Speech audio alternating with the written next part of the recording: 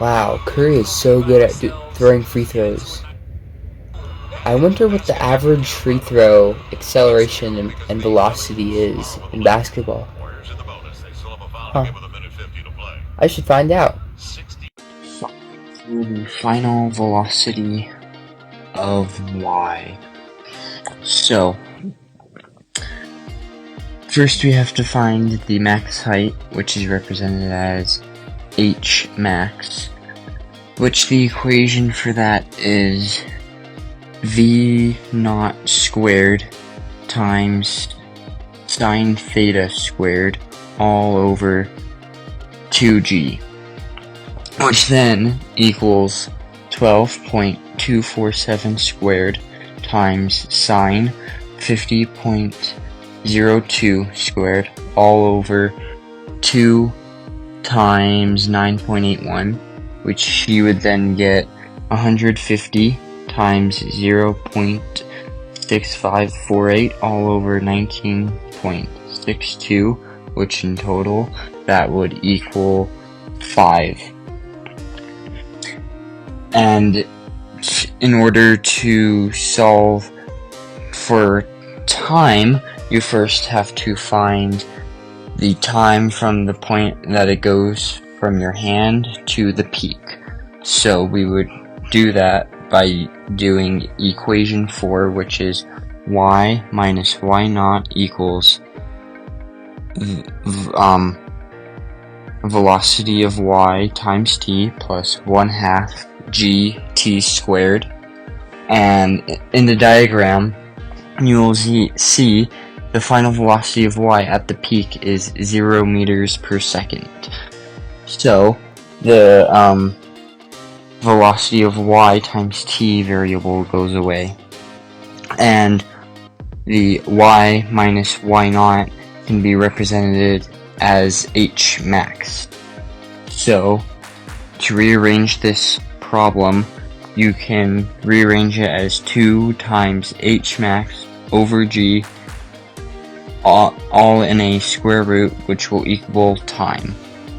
So to plug in the numbers, it is 2 times 5 over 9.81, all in a square root, and that will equal 1.0095. Now, to find the second time from the peak to the basket, we would have to find the average total time that it took from the hand to the basket, and you minus the time it took to go from the hand to the peak.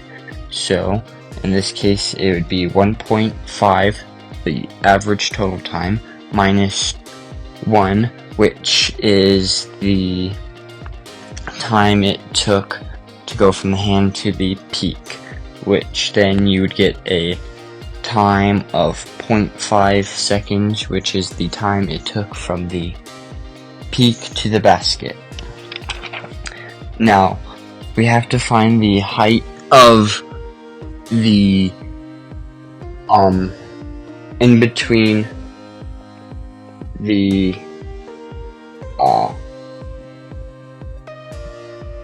height of the ball origin to the ending point, which is the basket. The ball origin is where it was shot off, so from the hand. So the total height from the ground to the basket is 10 feet, or 3.048 meters, and from the height it was thrown, the ground to the to the point where it was thrown is 1.702 meters.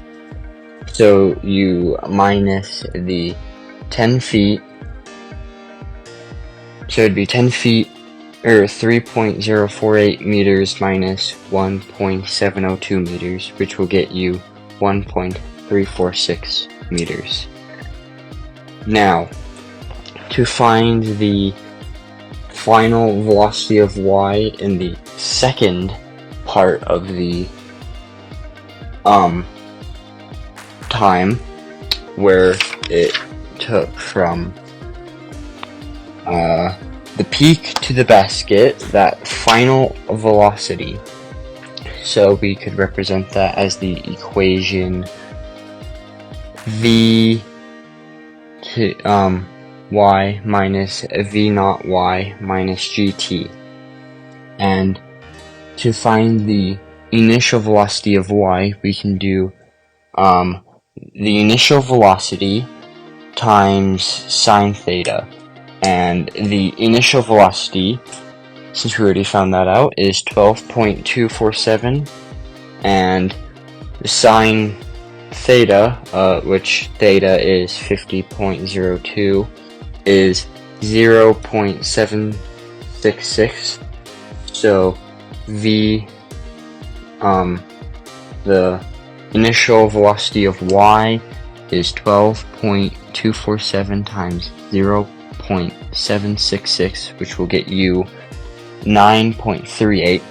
Now, to plug that in, you get a final velocity of y equals 9.38 minus g, which is 9.81, times time in that second half from the peak to the basket, which is 0.5. So, final velocity equals 9.38 minus 4.905, which then that will equal a final velocity of 4.475 meters per second.